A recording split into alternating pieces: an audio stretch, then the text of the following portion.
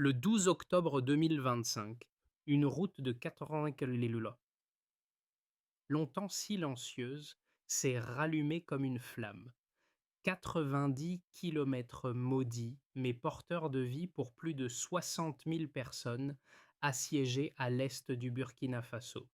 Le monde s'est alors demandé: Ibrahim Traoré, le capitaine devenu symbole, tente-t-il de réécrire le destin de sa nation? Car si une route de mort peut revivre, alors un pays entier peut renaître aussi. Derrière ce convoi de 80 km, il n'y a pas seulement une opération militaire réussie, il y a une promesse politique.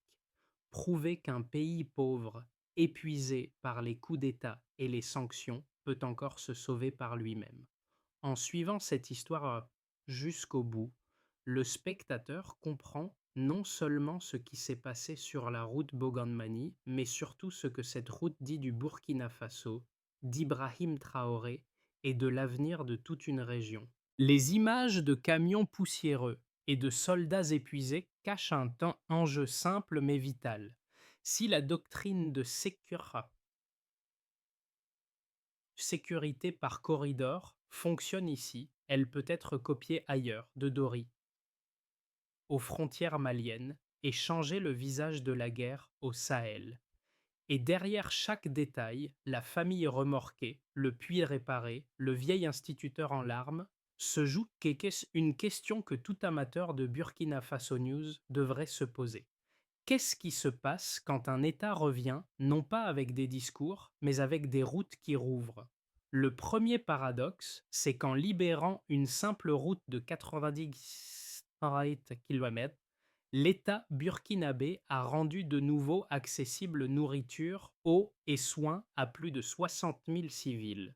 Le second, c'est que cette victoire est née d'une idée longtemps jugée irréaliste: protéger des bandes d'asphalte plutôt que courir après des groupes armés insaisissables. Pendant des années, le corridor Bogandmani n'a été qu'un cimetière de camions calcinés, un lieu où l'on murmurait le chiffre des morts, sans jamais le dire à haute voix.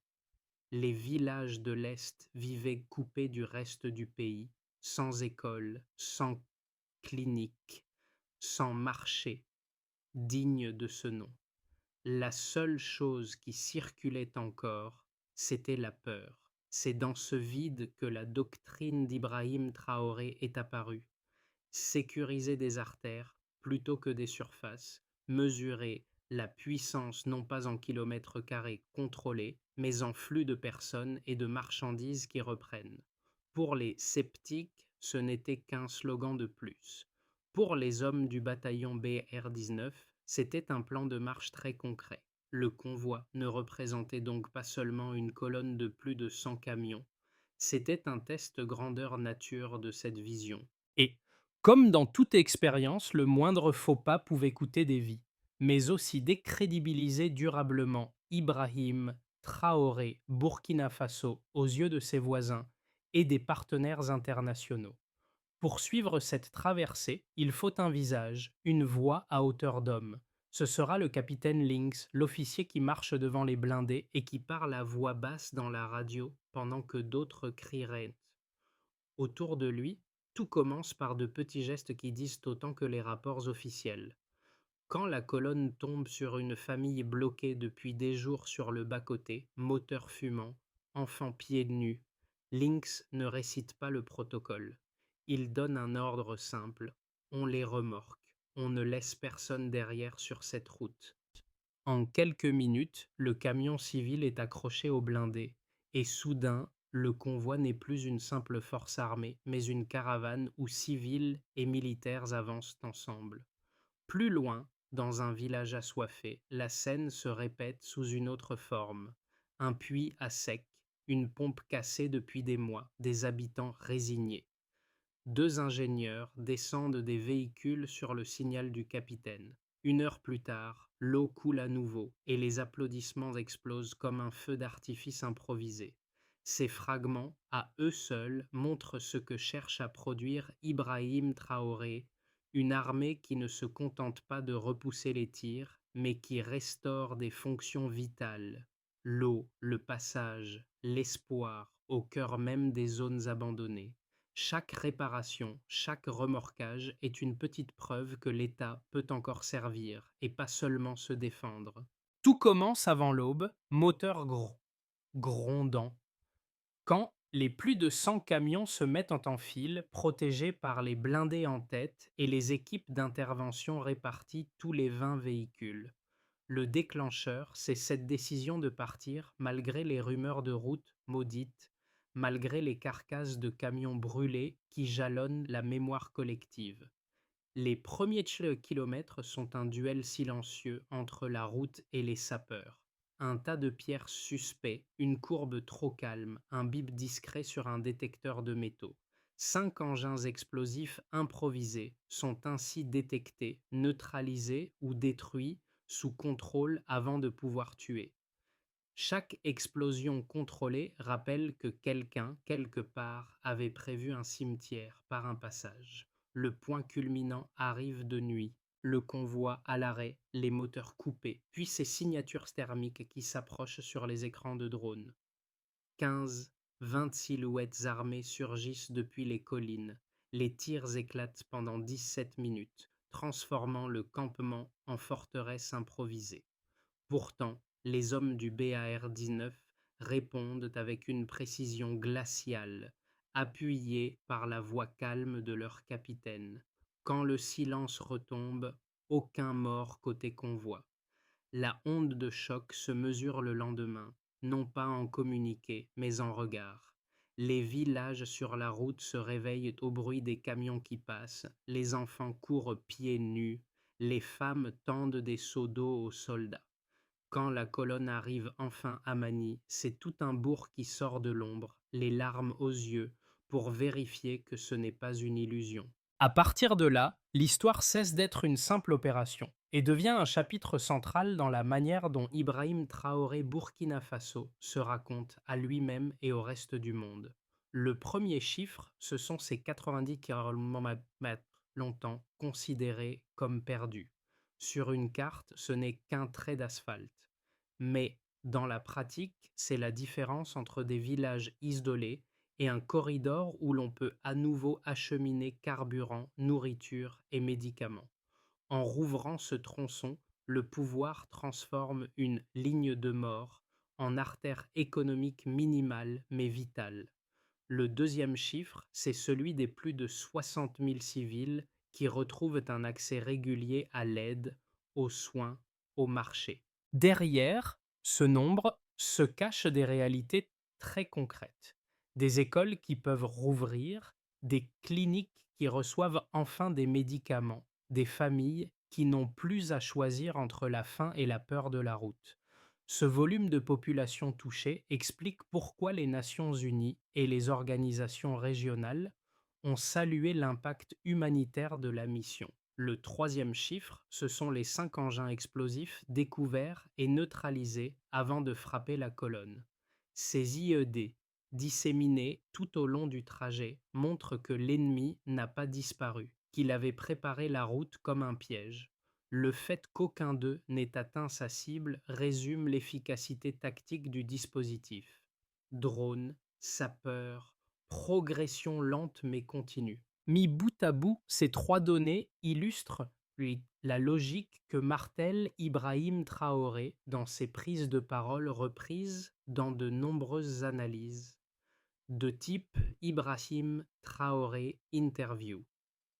Sécuriser un corridor, ce n'est pas gagner une guerre en chiffres abstraits, c'est modifier durablement la vie de dizaines de milliers de personnes en quelques jours de manœuvre. Les critiques de la stratégie de sécurité par corridor ne manquent pas. Certains experts estiment qu'en concentrant ses forces sur quelques routes, le Burkina Faso laisse de vastes zones rurales sans présence étatique durable, offrant aux groupes armés des sanctuaires où se réorganiser. D'autres redoutent que ces convois très visibles deviennent des cibles symboliques. Un seul succès ennemi suffirait à transformer une démonstration de force en humiliation publique, ruinant l'image d'Ibrahim Traoré Burkina Faso à l'intérieur comme à l'extérieur. On entend aussi l'argument selon lequel les routes protégées pourraient créer des bulles de normalité artificielle sans régler les causes profondes: pauvreté, injustice perçue, rivalité locale. Dans ce scénario pessimiste, les marchés rouvrent, mais la colère continue de couver à quelques kilomètres à peine de l'asphalte. Face à ces objections, la mission Bogand-Mani offre néanmoins des contre-arguments solides.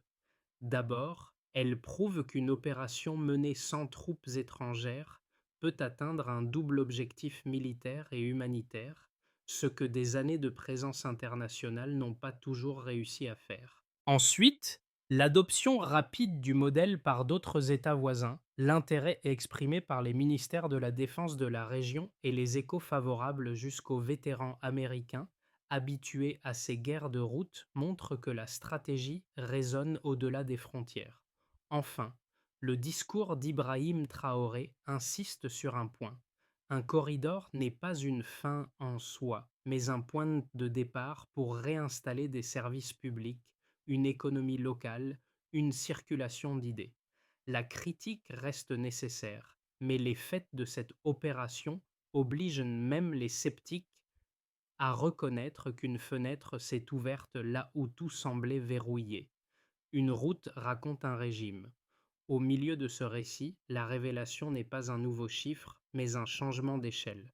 Ce qui s'est passé entre Bogande et Mani devient un modèle observé de Bamako à Addis Abeba. La réussite du convoi ne reste pas confinée au bulletin militaire burkinabé. Elle est reprise par les radios régionales, commentée dans les communiqués de la CEDEAO, saluée par l'Union africaine pour son impact humanitaire. Pour la première fois depuis longtemps, le nom d'Ibrahim Traoré circule dans les rubriques internationales, autrement que sous l'angle du coup d'État ou des tensions diplomatiques. La doctrine de sécurité par corridor est décrite comme une stratégie née du terrain africain pour répondre à un problème africain, là où les recettes importées ont souvent échoué. En parallèle, dans certains cercles occidentaux, la prudence domine encore. Des analystes qui prédisaient le chaos après le départ de forces étrangères se voient contraints de nuancer leur scénario. La phrase d'un colonel américain à la retraite reconnaissant que le contrôle de la route c'est le contrôle du destin résume ce basculement discret. À ce stade, une nouvelle curiosité naît. Si ce modèle fonctionne ici, jusqu'où pourra-t-il être étendu sans se briser sous son propre succès? Pour les habitants, d'abord, les effets sont immédiats. Les marchés rouvrent en quelques jours, les étals se remplissent à nouveau de céréales, d'huile, de savon. Les enfants reprennent le chemin de l'école, non plus en se cachant dans les broussailles, mais en marchant le long d'une route où circulent désormais des camions d'approvisionnement plutôt que des rumeurs de massacres. Le vieil instituteur qui murmure que l'État est revenu sur des roues condense ce changement de perception. Pour les petits commerçants et agriculteurs, le corridor signifie la fin d'un siège économique. Vendre un sac de mil ou acheter du carburant ne nécessite plus de tenter une traversée suicidaire. La route apporte une prévisibilité minimale des échanges, ce qui, dans un contexte aussi fragile, représente un capital inestimable. Chaque camion qui passe est un maillon de plus dans une chaîne logistique que l'on croyait rompue pour longtemps. Pour l'État burkinabé, ce succès est une preuve de concept. Il montre que la doctrine portée par Ibrahim Traoré peut produire des résultats visibles dans un délai court, ce que le public, bombardé de Burkina Faso News souvent négatives, n'attendait plus. La légitimité ne vient plus seulement des discours à Ouagadougou, mais de cette capacité à faire rouler des convois là où, hier encore, seuls les pick-up armés osaient s'aventurer. Enfin, pour la région ouest africaine, le message porte plus loin que ses 90 km. Les ministères de la Défense du Mali, du Niger, d'autres pays du golfe de Guinée observent de près ce laboratoire à ciel ouvert. Si l'on peut stabiliser des axes vitaux par des moyens essentiellement nationaux, alors une forme de souveraineté sécuritaire africaine devient pensable, au moins par fragments. C'est dans ce contexte que la figure d'Ibrahim Traoré est scrutée, parfois contestée, parfois admirée, mais rarement ignorée. Dans un scénario de base, la route Bogandmani reste praticable, même si des attaques sporadiques se produisent. Les convois continuent, les marchés se consolident et la doctrine de corridor est étendue prudemment à quelques autres axes stratégiques. Le pays ne bascule ni dans l'euphorie ni dans le désastre. Il avance à petits pas d'un petit pas au rythme des budgets, des formations de nouveaux bataillons et de la capacité de l'administration à suivre la cadence. Dans un scénario optimiste, le succès du corridor est suffisamment net pour attirer des investissements ciblés, stations-service, entrepôts, antennes radio, petits projets agricoles connectés à la route. L'exemple de Mani devient un argument dans les débats internationaux, et les séquences d'Ibrahim Traoré l'interview tournent en boucle dans les médias spécialisés qui cherchent des modèles africains de stabilisation. Sans promettre des miracles, cette dynamique peut enclencher un cercle vertueux où sécurité, économie locale et confiance réciproque se renforcent. Dans un scénario pessimiste, les groupes armés s'adaptent. Ils frappent un mus ailleurs, jouent sur l'usure, testent d'autres routes et forcent l'État à disperser ses forces. Une attaque réussie contre un convoi majeur pourrait fissurer l'image construite autour de la mission Bogandmani, nourrir les critiques internes et externes, et remettre en question la viabilité d'une stratégie très visible. Dans tous les cas, la clé sera moins dans les slogans que dans la capacité à maintenir la discipline, à associer les communautés locales et à accepter que chaque nouvelle route ouverte sera immédiatement mise à l'épreuve. Même pour un spectateur loin du Sahel, cette histoire ne reste pas abstraite. Elle parle de routes qu'on emprunte sans y penser, de supermarchés approvisionnés chaque jour, de camions qu'on croise sans imaginer qu'ils puissent être pris pour cible. À Mani, ces gestes ordinaires avaient disparu. Le convoi de BAR-19 les a rendus à nouveau possibles. Les échos venus d'ailleurs renforcent ce sentiment de proximité. Quand un vétéran américain marqué par l'Irak ou l'Afghanistan reconnaît dans ces images de soldats burkinabés la même fatigue, la même tension, la même obsession pour la route qui peut exploser à chaque mètre, il établit un pont silencieux entre des guerres lointaines et ce corridor africain. On comprend alors que le contrôle d'une route ici ou là-bas raconte toujours la même chose. Qui a le droit de circuler, de travailler, de vivre sans guetter le moindre bruit? Pour des diasporas africaines qui suivent les Burkina Faso News depuis l'Europe ou l'Amérique du Nord, la figure d'Ibrahim Traoré devient ainsi un test. Incarne-t-il un simple épisode de la longue série des régimes militaires, ou l'amorce d'une autre manière de penser la sécurité, plus ancrée dans la réalité des villages et des marchés que dans les salles de conférences internationales? La première étape consiste à consolider ce qui a été obtenu sur la route Bogan-Mani. Cela signifie maintenir des patrouilles régulières, impliquer les communautés locales dans la remontée d'informations, sécuriser les points sensibles comme les ponts, les puits, les marchés. La doctrine d'Ibrahim Traoré insiste sur ce lien entre mobilité et dignité. Une route n'est vraiment libérée que lorsque ceux qui l'empruntent cessent de regarder par-dessus leur épaule. La deuxième étape est d'étendre prudemment le modèle à d'autres axes sans céder à la tentation de s'éparpiller. Chaque nouveau corridor doit être choisi en fonction de son impact humain et économique, pas seulement de sa valeur symbolique. Former de nouveaux bataillons de type BR-19, comme l'ont commencé Lynx et ses hommes, relève de cette logique. Transmettre non seulement des tactiques, mais une culture de service sans arrogance. La troisième étape touche à la bataille du récit. Tant que cette réussite restera enfermée dans quelques rapports techniques, elle sera vulnérable aux rumeurs et à la désinformation. En assumant de raconter ce qui s'est joué dans des documentaires, des débats, des analyses, Le pouvoir peut ancrer l'idée que la souveraineté se construit aussi par des routes rouvertes et pas uniquement par des discours de rupture. C'est à ce croisement que se joue une part de l'héritage d'Ibrahim Traoré. Sera-t-il retenu comme un chef de transition de plus ou comme celui qui aura imposé, au moins par endroits, la priorité au mouvement sur la peur? On revient alors à ces images simples. Un enfant tenant un petit camion en bois, levant les yeux vers un capitaine couvert de poussière pour lui demander s'il est l'homme qui rend la route. On pense à ce puits les rouvert, à ce vieil enseignant qui murmure que l'État est revenu sur des roues. On imagine ces soldats de bar 19 qui repartent vers leur base sans médaille, avec seulement la certitude d'avoir rouvert une veine de leur pays.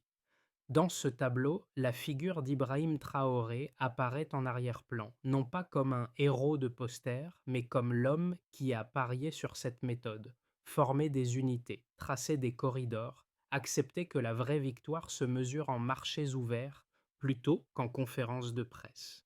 Au fil des analyses et des Ibrahim Traoré interviews, c'est cette cohérence entre doctrine et terrain qui sera scrutée. La route de Mani restera peut-être comme un symbole modeste, mais tenace. La preuve que, sur 90 de poussière, un État peut se relever centimètre par centimètre. Une nation ne renaît pas d'un seul discours. Elle renaît quand ses routes recommencent à battre.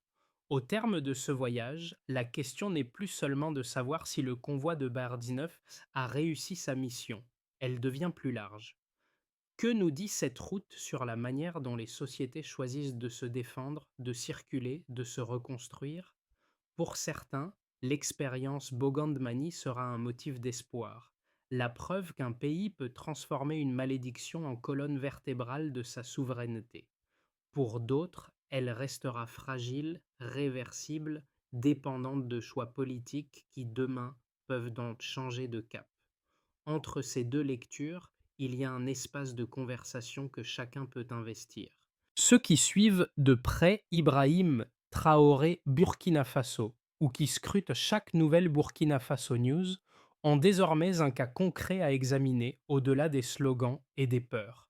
Ils peuvent débattre des risques, des limites, mais aussi des leçons à tirer pour d'autres pays pris dans des conflits qui étouffent leur route. Alors, au lieu de clore cette histoire sur une certitude, il vaut mieux la terminer par une invitation. À votre avis, qu'est-ce qu'une route comme celle de Mani révèle vraiment de la force ou de la fragilité d'une nation?